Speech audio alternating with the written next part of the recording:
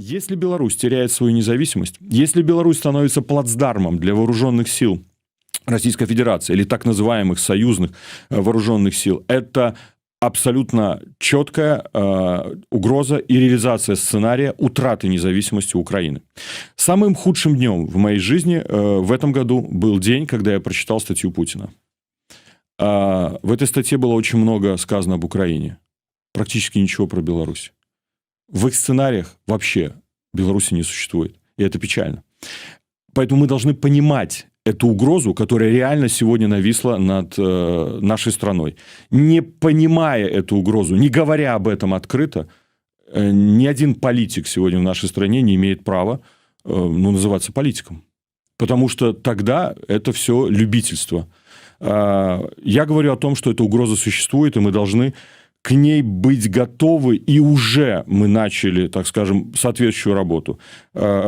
Сложно, тяжело, но фактически, я думаю, Кремль отводит до реализации этого сценария 1,5 года. И назначение Грызлова – это, прежде всего, человека очень близкого к Путину, который может напрямую позвонить. Не каждый посол может позвонить президенту. Это тот случай, когда он сможет позвонить.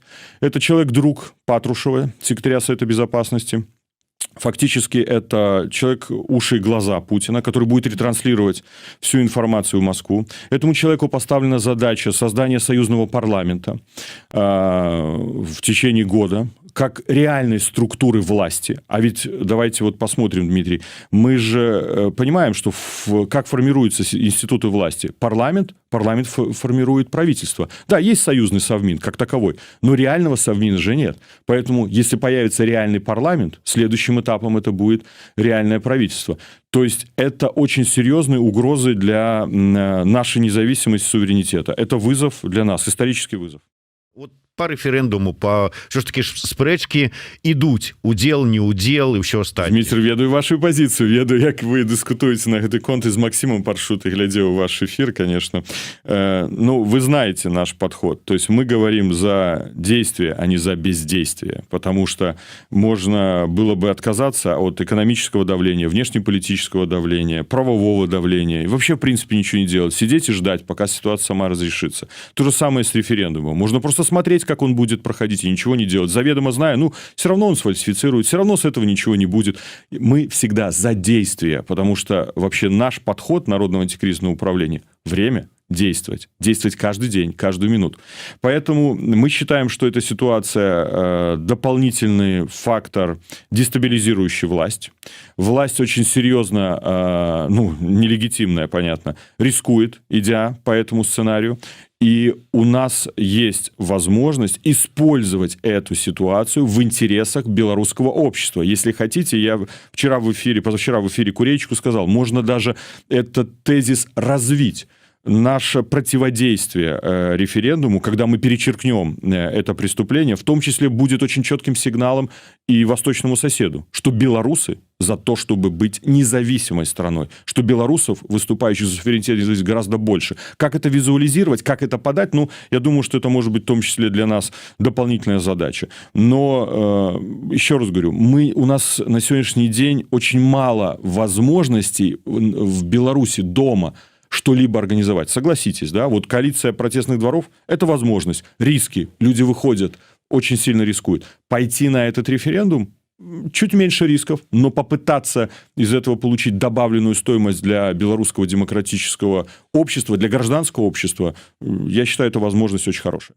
Когда мы осуществили, действительно, беспрецедентное давление на эту систему, никогда в предыдущие пятилетки, назовем это так, демократические силы не были, как бы мы ни критиковали здесь, объединены, не объединены, структурированы, системны в своей деятельности, результативны в своей деятельности. Да, я не говорю про главный результат, я говорю о том, что уже удалось достичь. И в этот момент говорить о диалоге, нет, еще не наступил тот момент, когда мы можем сесть не за стол диалога, а за переговоры на наших условиях. Мы сегодня еще все-таки не настолько загнали в угол эту систему, этого человека, не настолько ограничили его в действии и ограничили поле его зрения, чтобы сегодня говорить о переговорах. о выполнении условий, которые требует белорусский народ. Давайте не будем подпитывать эту тему, потому что я абсолютно убежден, что есть люди, которые заинтересованы. Есть они как и внутри Беларуси, так и, может быть, в наших рядах, так и есть и на Западе, которые ухватятся за эту тему. И, значит, мы просто все в один момент потеряем. Потеряем вот эти усилия, нервы, энергию, столько страданий людей. Это просто вот взять и согласиться, пойти в плен, сдаться в плен, поднять руки. Если мы говорим о санкциях, как бы мы критично не оценивали, как бы мы с каких сторон сейчас не смотрели на ту информацию, которая поступает, это беспрецедентные с точки зрения практики Европейского Союза санкционные инструменты, которые сегодня используются в отношении режима Лукашенко. Опять же, мы еще не почувствовали их реальное действие. Это действие, скорее, мы увидим, осязаем только в следующем году. Поэтому наибольший упор будет сделан в следующем году. Наша задача, как команды Народного антикризисного управления, работать по вторичным санкциям, использовать систему АФАК, контроля над национальными санкциями США, каким образом они соблюдаются третьими государствами. И это тоже очень серьезный инструмент воздействия. Вот давайте вспомним ту историю с МВФ, когда команда Народного антикризисного управления пошла не в популярный проект. Мы изначально понимали, насколько будет сложно поменять решение Международного валютного фонда и отказаться ему от выделения $1 миллиарда США SDR allocations. Ну, назовем их так, ценных бумаг. Но мы, как вы помните, системно долбали эту систему. И как бы то ни было, пусть мы не достигли 100% результата, но первое, США ввели санкции на государственный долг Беларуси. И это произошло как раз буквально недавно, в последнем пакете санкций. Теперь кредитные ресурсы режим не может получить из 4 из 5, условно говоря, всех стран мира. Невозможно поменять эти SDR allocations, ценные бумаги, на евро. То есть Европейский Союз, Боррель ответил нам четко позицией. Это невозможно будет сделать. То есть мы ограничили возможность выпуска дополнительных евробондов белорусских на рынках третьих стран. Была попытка это сделать на московской бирже. Это уже невозможно. На европейских это просто можно забыть. Так что ничего зазря не бывает. Может быть, мы не достигли 100% результата, но мы достигли 70-80% этого результата. Если системно работать, результата добьешься. Опять же, нужно понимать, мы работаем с уродливой, зверской системой, очень жесткой, административной, которую создал Лукашенко. Мы можем ее побороть только системными действиями в ответ. Конечно, важны союзники. Что планирует сейчас Лукашенко сделать в ответной? Вот мы слышали там асимметричные санкции. Насколько мы располагаем информацию, уже составлено несколько списков компаний. Первый список – это страны Европейского Союза, США, Великобритании и Канады. Компании этих стран, которые инвестировали в Беларусь, и доля их капиталов в каждой конкретной компании превышает 30%. Это первый список. Второй список – это те страны, которые не входят в тот перечень, который я сказал. И третий список – это, прежде всего, компании Литвы и Польши.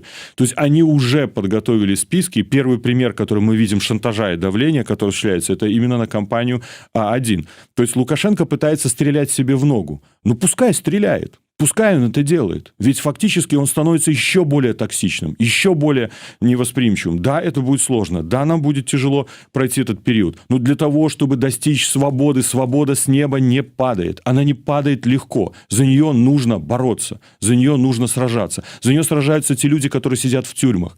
И поэтому я, как Павел Латушко, и команда Народного антикризисного управления забыть об этом не имеет права ни секунды, ни минуту. И мы сражаемся за свободу, чтобы все были свободны. И те, которые в тюрьмах, прежде всего, но и те, которые белорусы сегодня находятся в концентрационном лагере «Северная Белоруссия», которую создал Лукашенко. Мы сегодня можем констатировать, мы устали? Устали. Ну и он же устал. Победит только тот, у кого будет больше воли, сил дойти до финала, до победного финала. И я убежден, что у народа гораздо больше воли и сил, чем у этого уродливого узурпатора и всей его системы, которую он создал вокруг себя. Я, конечно, может, з цяжкім сэрцам падыходжу до Нового года. Гэта зноў-такі Новы год, калі я не буду сустракаць у Беларусі, разумеючы, што я дыпламат, разумеючы, што я шмат гадоў сустракаў Новы год таксама па-за Беларусю. Хаця вось цікава, калі я працаваў у Парыжы, я ні абводнага Нового года не сустрэў у Парыжы, я заўсёды вяртаўся ў Мінск. Но настолькі блізкая для мяне сувязь да тых земляў, дзе былі мои бацькі, дзяды, прадзеды, дзе пахалі гэтую землю, настолькі вось такая непарыўная сувязь. Таму гэта цяжка сустракаць, разумеючы, колькі людзей зараз церпіць у турмах, разумеючы, які гвалт ажыццяўляецца кожнага дня ў Беларусі. Але я веру, я захоўваю гэтую веру, у меня няма сумневу, ні хвіліну, ні секунды на тое, што мы робім добрую справу, важную справу, цяжкую справу, праз выпрабаванні, праз цярпенні, праз вельмі такі разломны перыяд, можа, нашай псіхалогіі кожнага з нас. Мы ідзем да лепшага, мы ідзем да добра, і мы пераможам. Я ў гэтым перакананы. Я з гэтую верою уваходжу ў новы 2022 год. Ён будзе цяжкім, ён будзе годам выпрабаванняў. Прагназаваць варта і тут і з боку ўсходняга суседу, і з унутраныя засцярогі, дзеянні, якія ажыццяўляе узурпіруючая ўладу сістэма. Але гэта будзе цяжкі год, але гэта будзе год чарговых выпрабаванняў і магчымасцяў, нашых магчымасцяў. Давайте скарыстаем гэтай магчымасці максімальна. Дякую, вялікі спадар Павел. Я хочу на заканчэнні, як вы на самом пачатку зрабілі падарунак, я таксама хочу зрабіць такі падарунак, можа быць усім. Я нездарма паклаў тут вось гэтую кнігу, гэта першая кніга беларускай нацыянальнай ідэі. Мы скончылі працу над другой кнігай. Гэта кніга экстрэмісцкая, да? Гэта, да.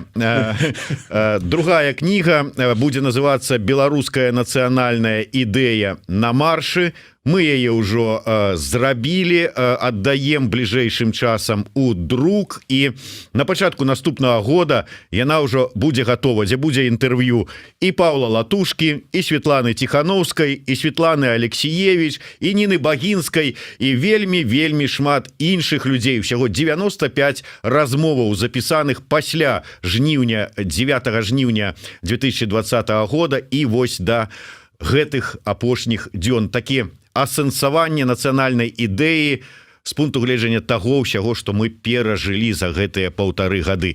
Дзякуй вялікі, Павел Латушка. Дзякуй за гэты падарунак. Хочу сказаць, што беларусам быць годна, беларусам быць варта.